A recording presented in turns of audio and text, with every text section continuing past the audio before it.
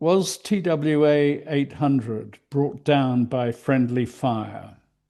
This is episode number 36. TWA 800 was a commercial flight operated by a Boeing 747 from New York JFK to Paris Charles de Gaulle on 17 July 1996. All 230 people on board were killed, and the aircraft was completely destroyed. A documentary called TWA 800, The Full Story by Brian Lerch was published in YouTube on 10 August 2026. We will include a link in the description below the video. Just click on More. The hour-long video presents the official findings alongside the evidence, testimony, and competing interpretations that have continued to surround this case. I'm delighted to say that I'm joined once again by Captain Al Francis, a former TWA Boeing 747 pilot, and together we're going to review the new evidence today. Welcome, Al. Thank you for joining.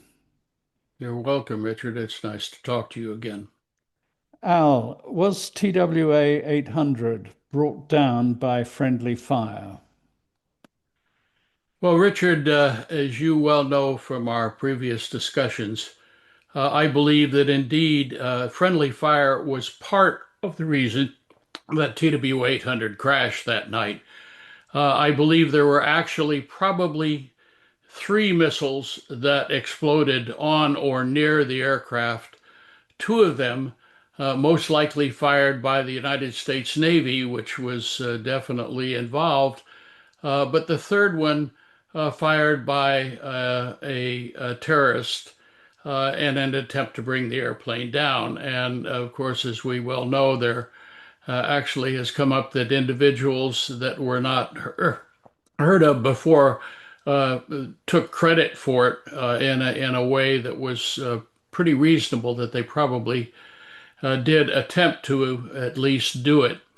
When that happened, and when the Navy was attempting, as they had been training for a period of time, attempting to develop a procedure by which they could intercept and take down a missile fired not only at military but also at civilian aircraft, I think the tragedy came about from that point.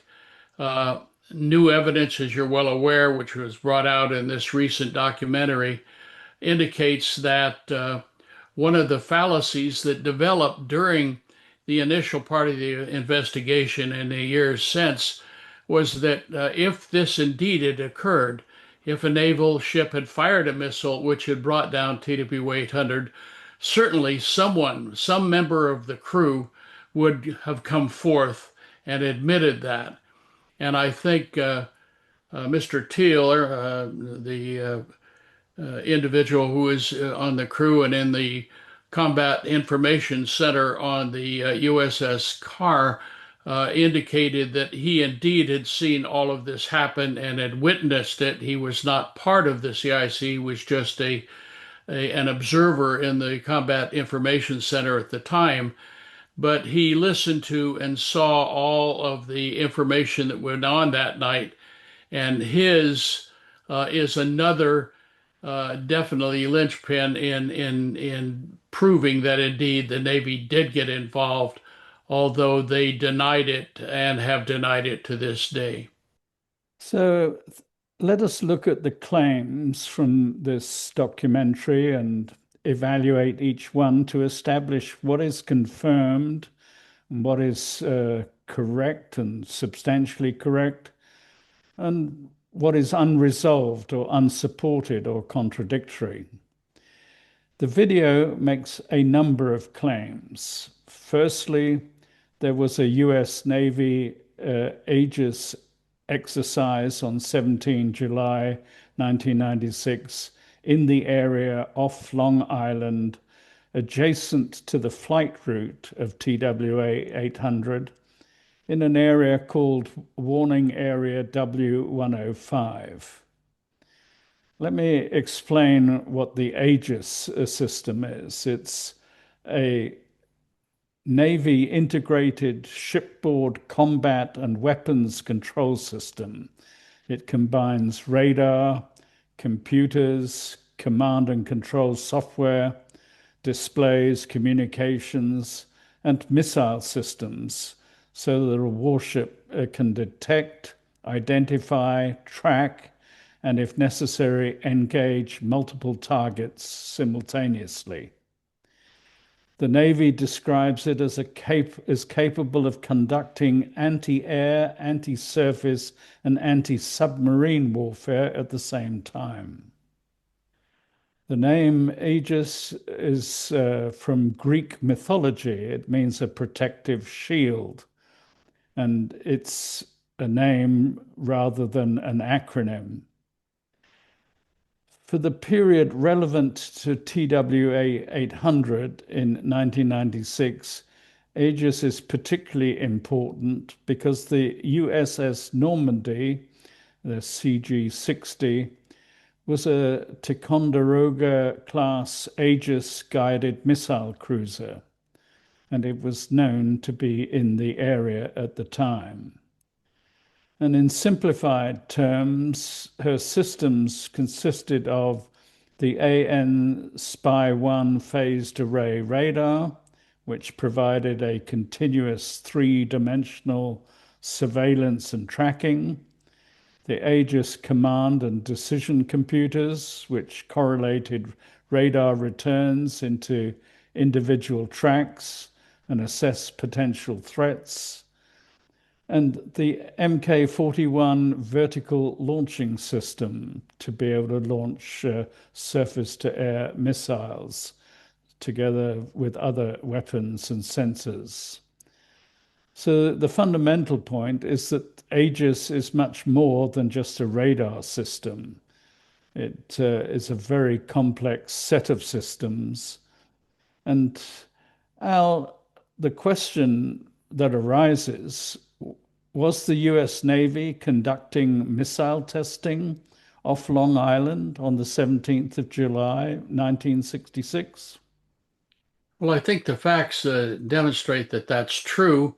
The target of the missile or missiles fired by the Normandy or the car, and it was most probably by the Normandy because the individual, the seaman Teal, witnessed not the firing from something from his ship, from the car, but from another ship that was involved in the exercises that night. He did not know which ship it was, he just heard the communications thereof. We must remember that the Aegis system is something that has been developed and redeveloped and improved much over the years. It's still in place, is being used now in the conflict with Iran in a much more sophisticated version. But it also was in place in 1988 when the USS Vincennes, by mistake, shot down an Iranian Airbus that had departed Tehran and had the wrong transponder code set in and was suspected by the individuals in the Combat Information Control on the Vincennes to be an incoming fighter aircraft, possibly missile capability, making an attack run on the Vincennes. You have to understand that these systems aren't automatic totally. They still have to have input by the crew, and only the captain, I believe, has the authority to authorize a launch against a threat, unless he delegates that authority to somebody else.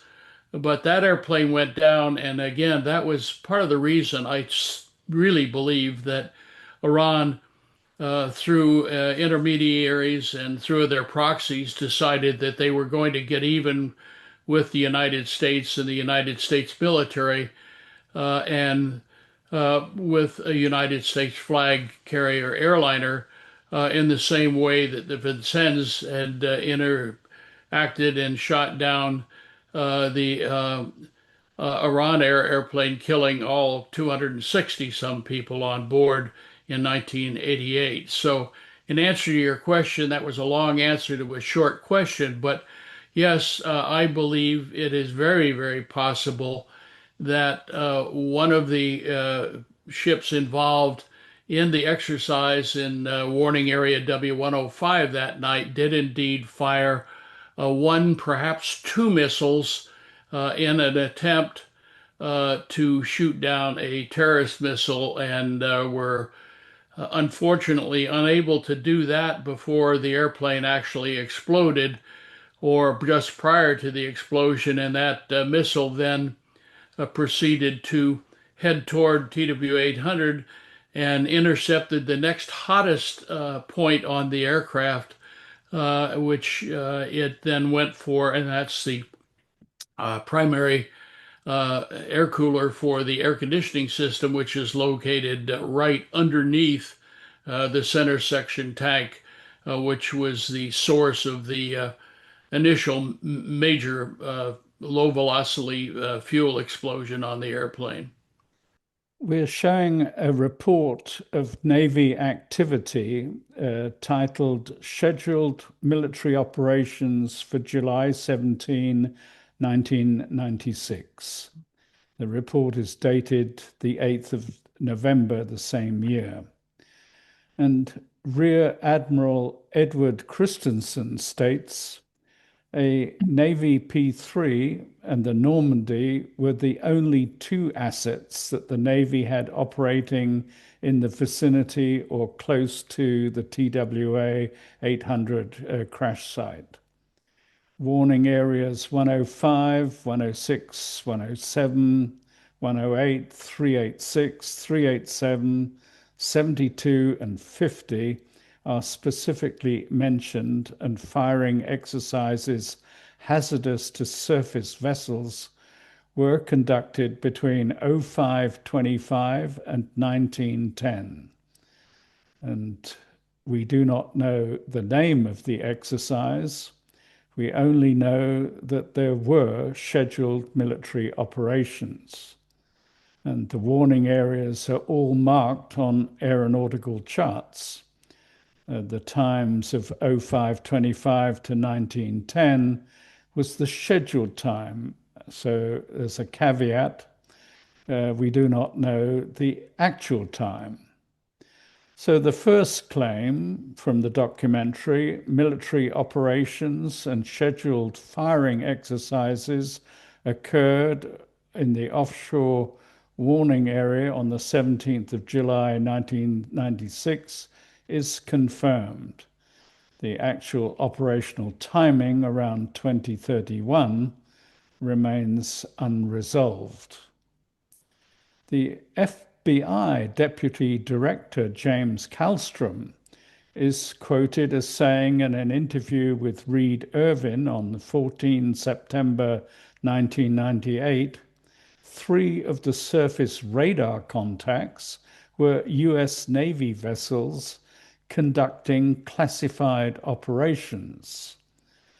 And Commander Donaldson, who was investigating TWA 800, wrote to the FBI director in 1998, alleging a contradiction in FBI statements on the surface contacts. And he quoted James Kallstrom, and Donaldson says he possessed a taped conversation of the FBI Deputy Director James Kallstrom stating the three surface contacts were US Navy vessels undertaking classified operations. So as far as I'm concerned, that is confirmed by that taped interview. What remains unresolved were the alleged classified operations, what they were, where precisely the vessels were, and whether they had any connection with the TWA 800 explosion. NTSB Exhibit 3A identifies the P-3 Orion aircraft as VVAT 450 or call sign Navy Alpha Tango 450 and states explicitly that it passed immediately south of TWA 800 at flight level 200 before the reported explosions.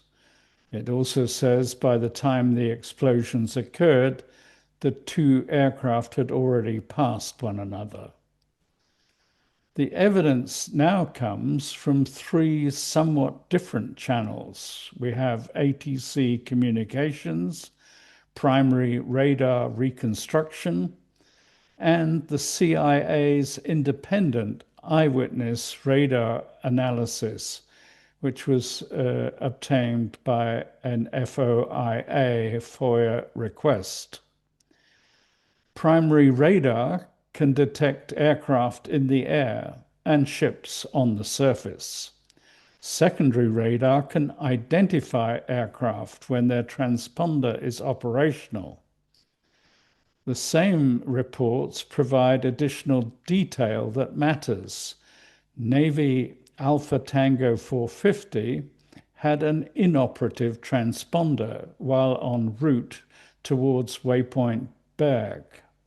So it was being followed principally as a primary radar target. Boston ARTCC nevertheless treated it as a tracked primary target, and the NTSB found matching primary returns in both New York and Boston data. This means its presence and approximate track are not based merely on recollection or a later Navy statement. So the second claim in the documentary, a US Navy P-3 Orion was flying in close proximity to TWA 800 shortly before the accident, is confirmed.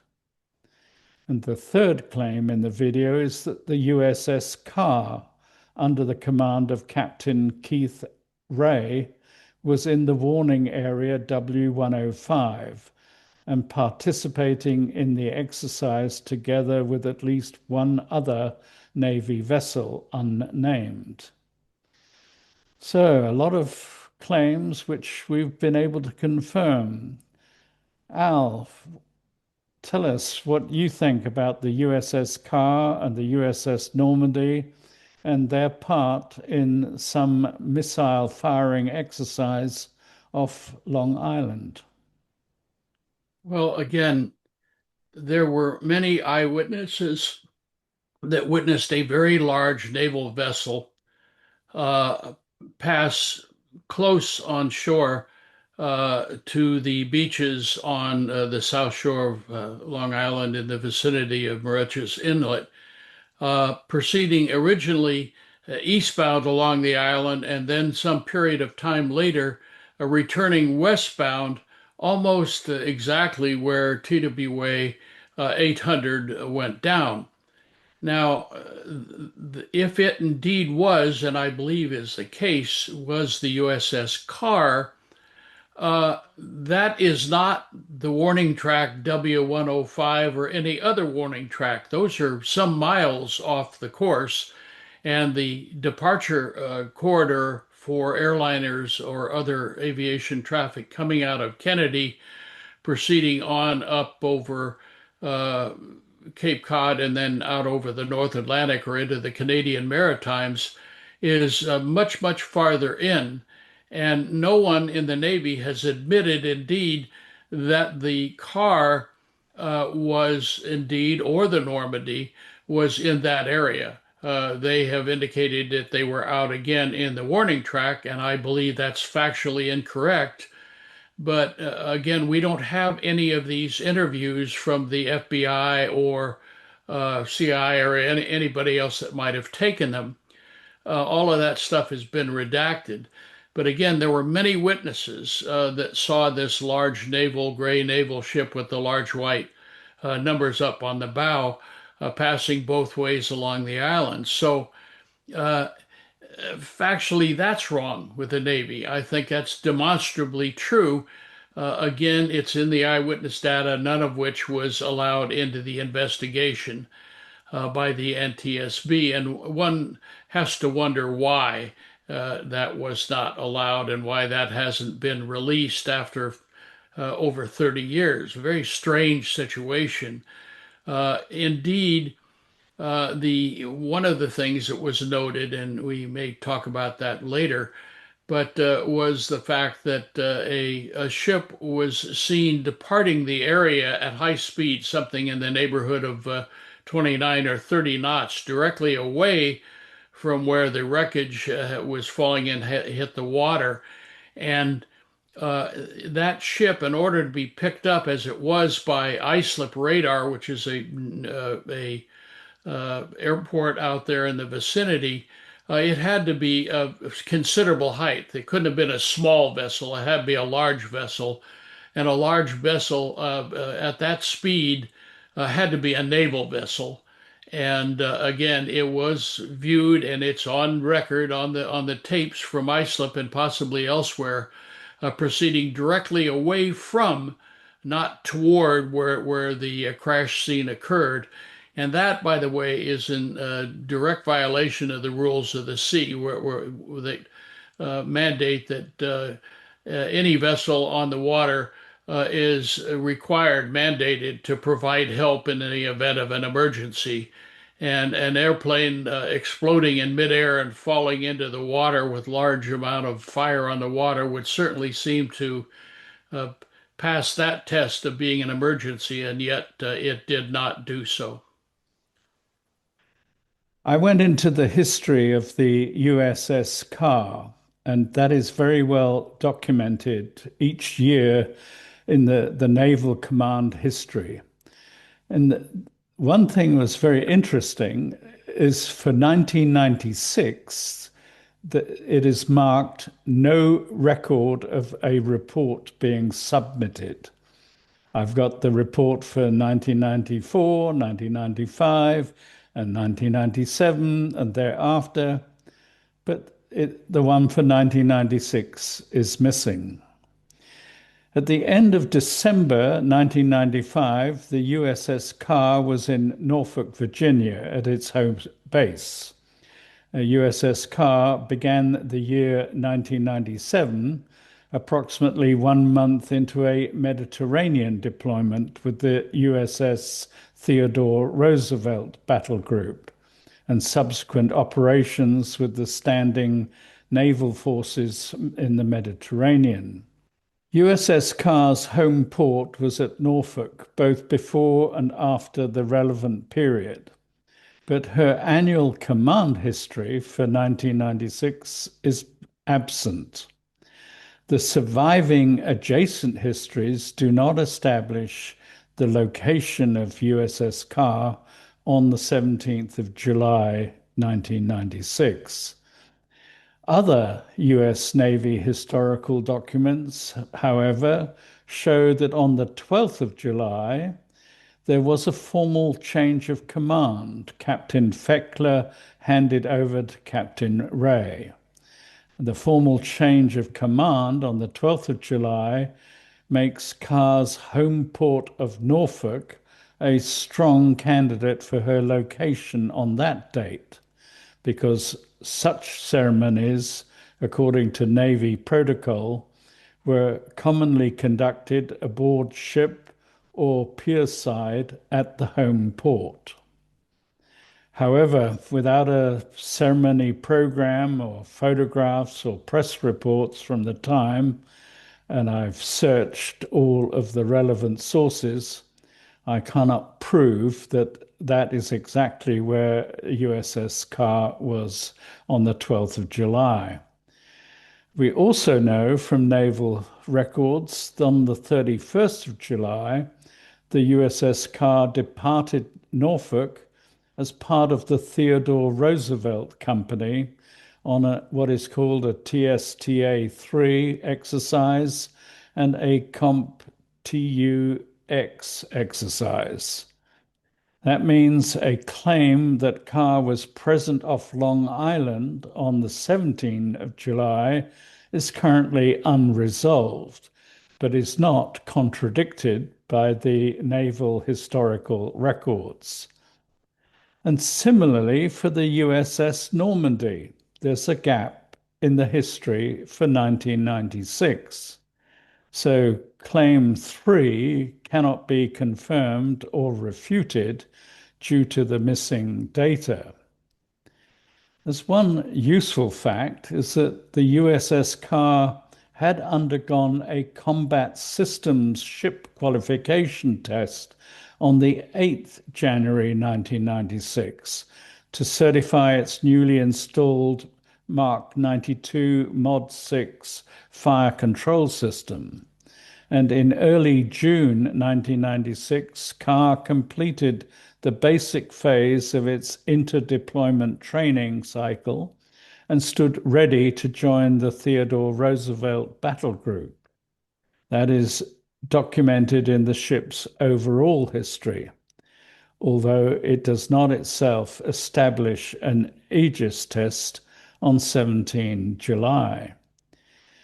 USS Carr was equipped with Link 11, as formerly known as TADIL-A, which provides encrypted two-way digital communication over HF or UHF radio. It allowed participating ships and aircraft to exchange tactical information, including air, surface, and subsurface tracks, identification, unit status, and weapon engagement status. On an Aegis cruiser, such as the USS Normandy, Link 11 could feed tactical track information into the ship's combat system and could transmit the ship's own tactical information to other Link 11 participants. The Navy actually had a total of 27 cruisers in this Ticonderoga class, and 10 were based at Norfolk, more than anywhere else, and 8 at San Diego, 4 at Mayport, 2 at Long Beach, and 1 at Pearl Harbor and Yokosuka in Japan. The Aegis Combat Systems Center was at Wallops Island, Virginia, not far from the Norfolk Naval Base, and the Aegis Training Center is at Dahlgren in Virginia. The Carrier Airborne Early Warning Squadron 121 maintains 4 Grumman E-2C Hawkeye aircraft and is based at Norfolk Naval Air Station. And they helped test the Link 11 and Aegis systems on board the cruisers. So the Norfolk, Virginia Capes Wallops Island forms a well-established Aegis testing environment, and Norfolk-based E-2C Hawkeyes were demonstrably used to provide radar surveillance and Link 11 communications during Aegis system tests and missile firings involving Ticonderoga-class cruisers. Major Aegis CEC live fire testing was taking place at Wallops Island during 1996. This makes the missing Normandy and Carr records still more consequential. The question is no longer whether this sort of testing occurred on the East Coast. It demonstrably did, but whether these particular ships were participating in anything of that nature on 17 July 1996. So the fourth claim was that there is radar evidence showing the missile attack on TWA 800. The phrase birds away was used in the video. An eyewitness reported seeing missiles and drones. The phrase splash and we hit an Airbus were heard. Al, is the radar evidence conclusive that the probable cause of the TWA 800 crash was a missile attack by at least two missiles or drones? Well, I think there's no doubt that's the case. You, in your research, have indicated that there are many, many radar sites involved here, including New York's TRACON, the area out in the vicinity of the Islip Airport, Boston Center, New York Center, multiple radar sites involved. And as I told you, I believe, in our last interview, that former captain, United Captain Dick Russell, was provided a tape from a friend of his who was in the New York TRACON, indicating that a non-transponder track traveling at great speed, something in the neighborhood of 1,200 miles an hour or more, was seen approaching the TWA 800 transponder track, merging with that, and at that time, both of the tracks, the non-transponder and the transponder track, disappeared from the radar from the TRACON. That tape, which is normally kept for a minimum of 6 months by the TRACON and the various facilities in case there is something to be investigated in the future, went missing, was no longer available. But fortunately, the gentleman in charge, who was a friend of Dick Russell, had received a copy of this prior to it disappearing. He gave a copy of that to Dick Russell, who had one in his possession that was then taken by the FBI as evidence, not knowing that Captain Russell indeed had other copies of that that were made available. So I think there's considerable radar proof that something at a very high speed merged with TW 800. Now, something coming horizontally, something coming vertically is probably not going to provide the same track as something that has to come from an angle away. That's going to provide a much larger, much longer track to study. But in my opinion, there's absolutely no doubt that at least two, possibly three missiles exploded on or very near TW 800 on its departure from Kennedy Airport. Yeah, I think the radar evidence obviously does exist, and that TRACON data should be produced. Obviously, the FBI confiscated as many copies as they could, but I think it's now time that the FBI release that TRACON data.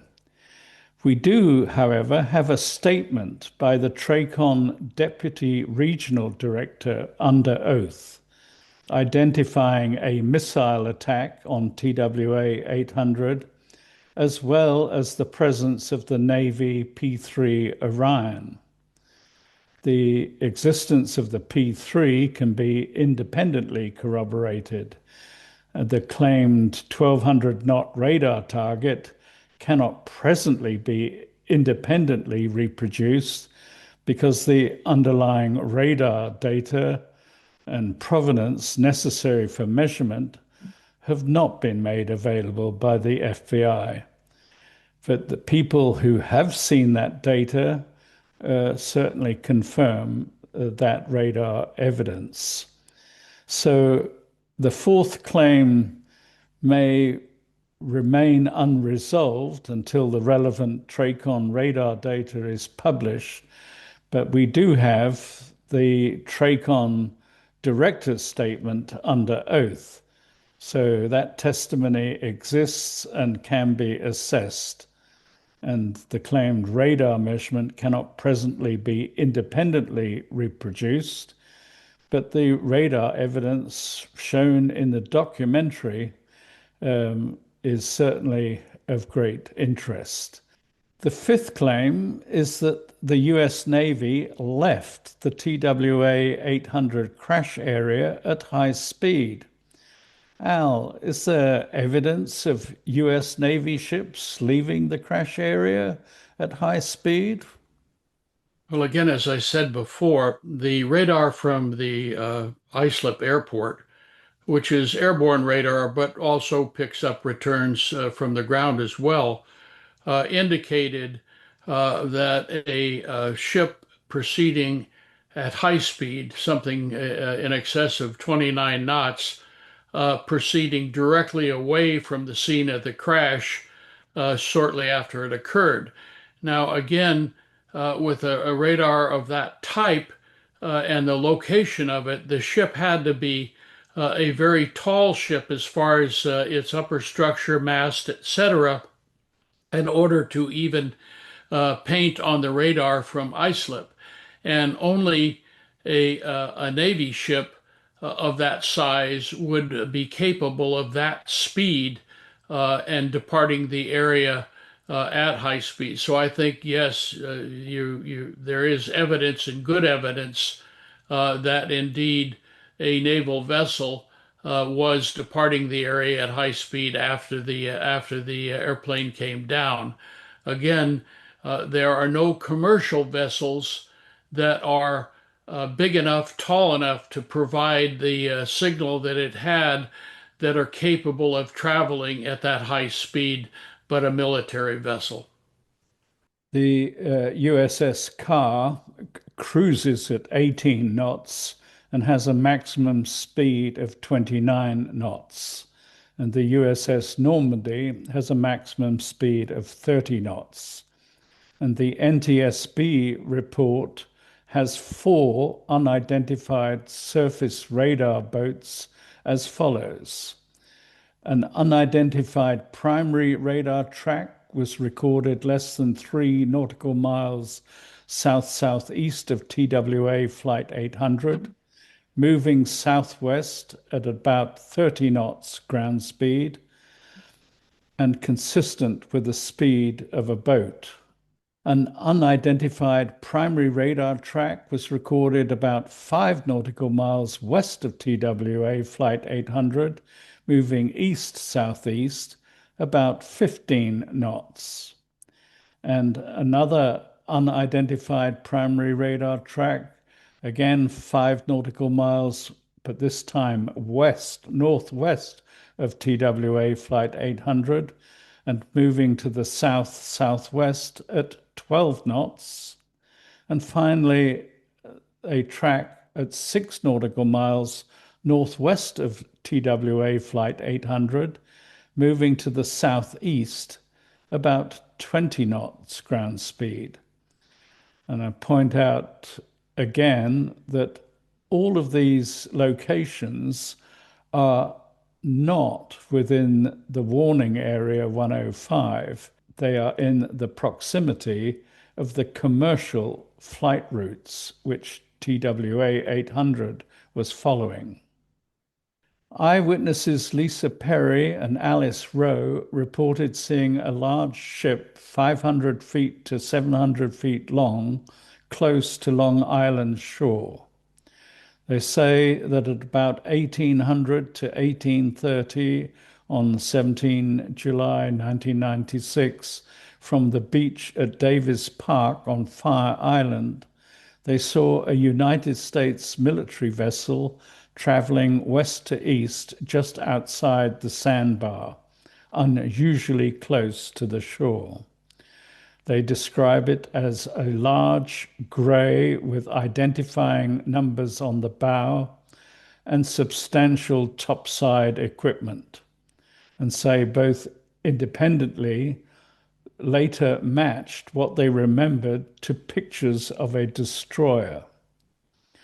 I checked on the nautical chart whether a naval combatant could physically have been that close inshore. And NOAA chart 123530G covers the relevant Fire Island coastal waters. The measured position just outside the sandbar is approximately 2.25 nautical miles or 4 kilometers offshore. And the depth of the water at that point is around 75 feet.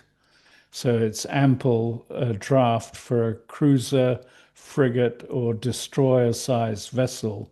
The documentary claimed there were unidentified vessels close to the TWA 800 crash area, including one moving at approximately 30 knots, is therefore confirmed.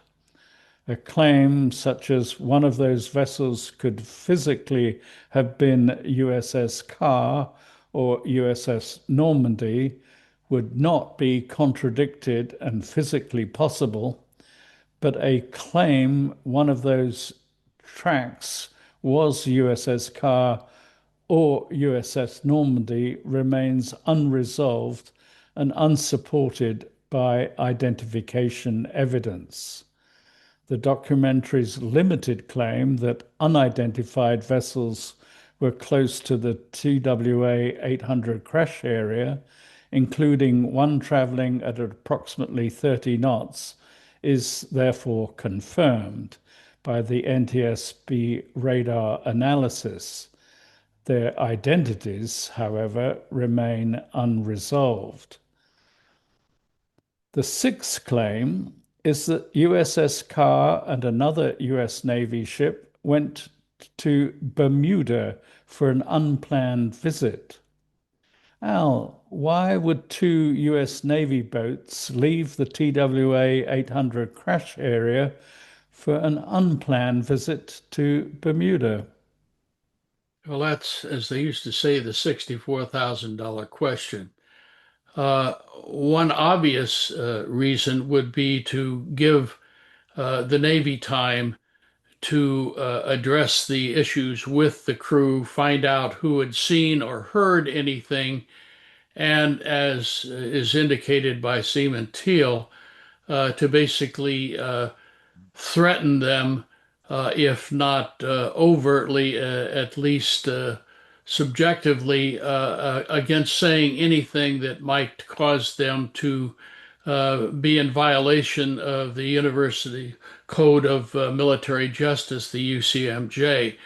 That could put them in Portsmouth Naval Prison for an extended period of time, if indeed they were convicted of doing so. Remember, these are mostly young men. Uh, the average age of a naval vessel crew these days and at that period of time was probably not more than 20, 21, 22 years old. So these are young men at the beginning of their lives, and the very last thing that they want is to contemplate not ending their military service honorably, but instead being convicted of a crime under the UCMJ and being sent to prison for an indeterminate period of time. That's a sobering threat to a young person, and I'm sure it affected the crews that were involved. That thing Mr. Teal brought out in the documentary, and I thought this was very interesting and reasonable, is that the concept that on a naval ship, which is involved in an exercise, that everybody on the ship knows what's going on. And in truth, only a few people are aware, the deck officers, the individuals that are in the combat information center of the ship, and maybe a few others. The rest are doing their normal jobs aboard the ship, whether it's cooking in the kitchens or doing things in the engine room and various other areas of the ship. They were not aware of what was happening as far as any firing of missiles, but they certainly were aware, in the case of the car, as Mr. Teal pointed out, of a violent turn to of some 180 degrees or so. Of course, he didn't know the exact amount, and then proceeding away at high speed. A large ship making a turn like that very quickly, the cant of the deck, the tilt of the deck is going to be considerable, and the feel of acceleration is definitely evident and felt by all members of the crew. So they were aware that for whatever reason their ship suddenly made a very strong turn and proceeded at high speed after the turn was completed. But as far as knowing what was happening, as far as firing any missiles or anything else on the ship, only a very few people would be aware of that. And those people were addressed and apparently uh, intimidated, if not threatened, by the time they got to Bermuda.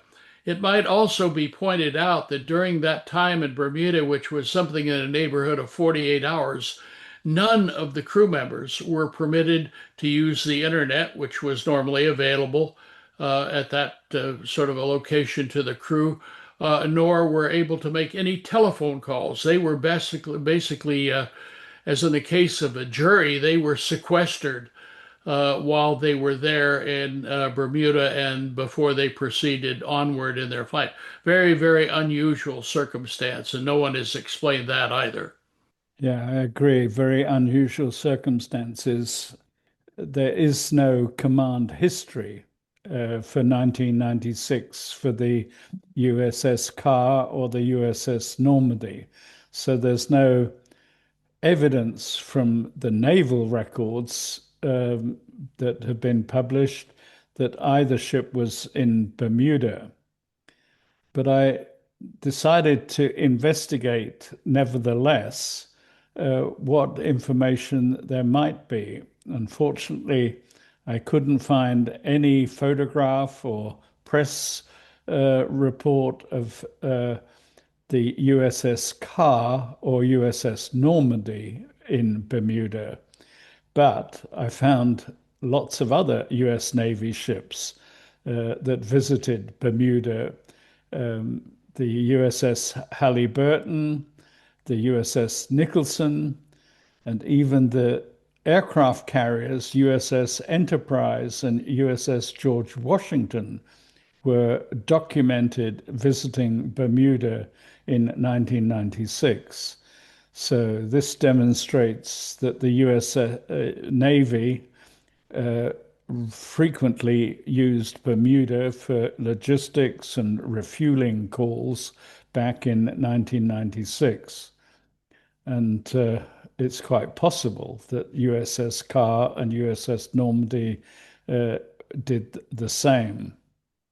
Don't you find, Richard, it rather strange and convenient under the circumstances that both the USS Normandy and the USS Carr were missing virtually all of 1996 as part of the records, although everything, large amount of material was available in the years prior to and the years after 1996. That's another thing that just doesn't pass the smell test and is the type of thing that creates a situation where you can question the validity and the truthfulness of what is being released by the U.S. Navy under the circumstances. I just find that extremely hard to believe. Yeah, I agree completely with you on that. And I have to say, it would be very easy for the US Navy to debunk these claims by simply publishing the historic records, the command history of the USS Carr and the USS Normandy for the year 1996, or at least for the day of the 17 July 1996. And if they were to publish that, then if they're innocent, as they claim, and both ships were nowhere near the area off Long Island, then they could easily debunk this documentary claim. And I find that very strange that those two particular ships for that year, the data is missing. So the sixth claim remains unresolved. whereas it is perfectly feasible that US Navy ships refueled in Bermuda, especially on transatlantic voyages, there is no evidence on record that the USS Carr and USS Normandy arrived in Bermuda on around the Friday, the 19th of July, 1996.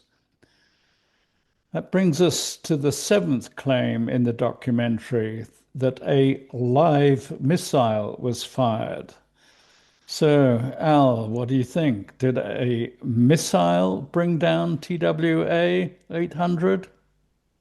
Well, as I've said before, yes, I believe that's the case. Now, was it intended to fire a live missile?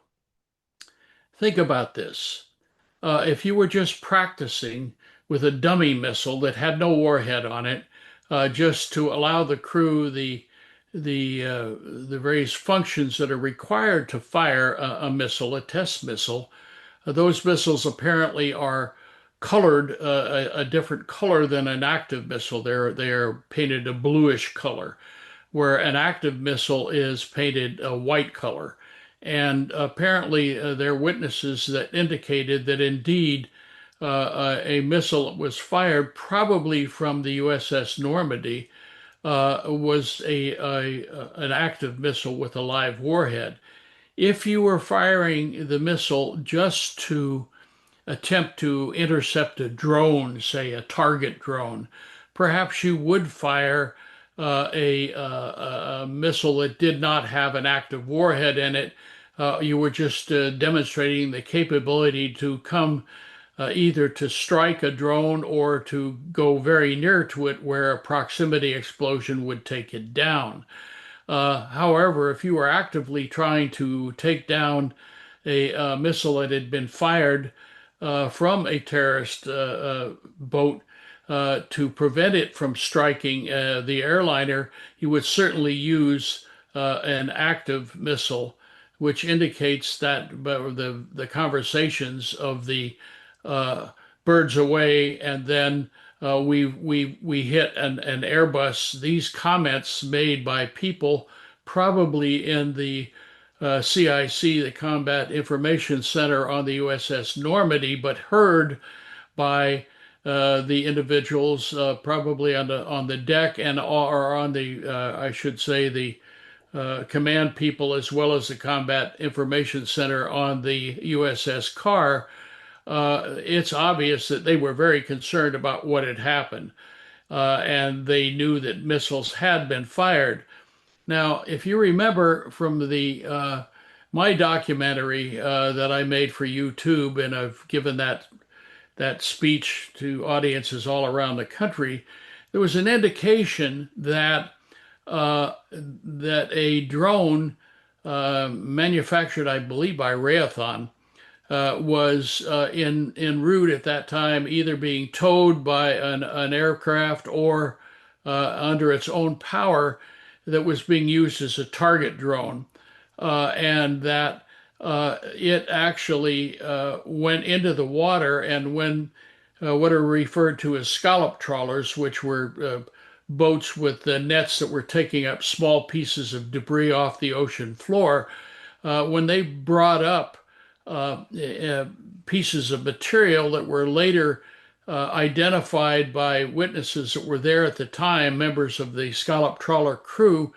as being a color and of a type that people from Raytheon said, yeah, that's one of our missiles, that's one of our drones. And of course, the Navy had not specified that any of that was found, and witnesses were told to throw this stuff back into the ocean. Very suspicious material there.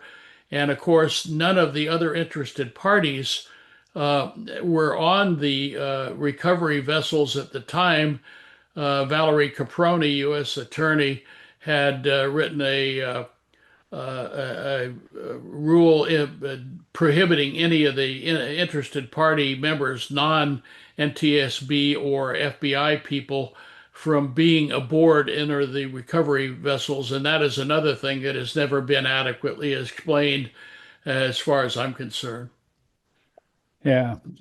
The fact of the blue coloring on test missiles, uh, I've checked that out.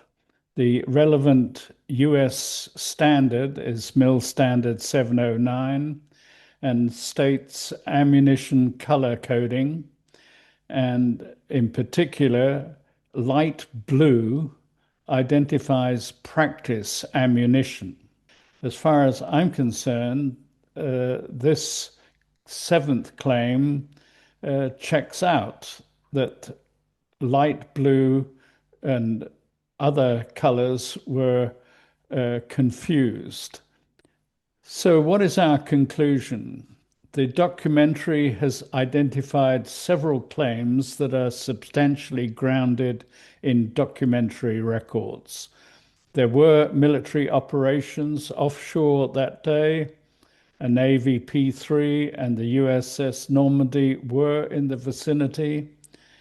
Unidentified surface vessels were detected near the accident area, and the Navy use of Bermuda was entirely feasible.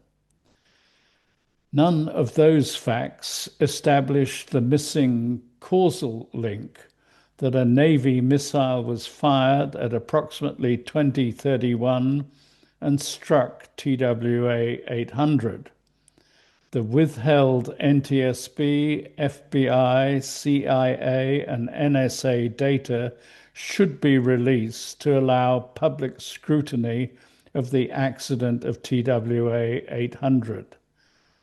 The absence of the 1996 command histories does not prove that either USS Carr or USS Normandy was or was not in the warning area 105. Equally, it prevents those records from being used to demonstrate that they were elsewhere. The US Navy is potentially in a position to resolve that narrow question conclusively by releasing the relevant 17 July 1996 entries. Al, what are your closing thoughts? As you have pointed out, in great detail in our conversations, uh, there are a lot of things here that could be quickly solved if the FBI and the NTSB would just release the unredacted information that they have available from eyewitnesses, from Navy reports, from radar reports, all of the tremendous volume of information that was not included in the NTSB's investigation and its probable cause report that it issued.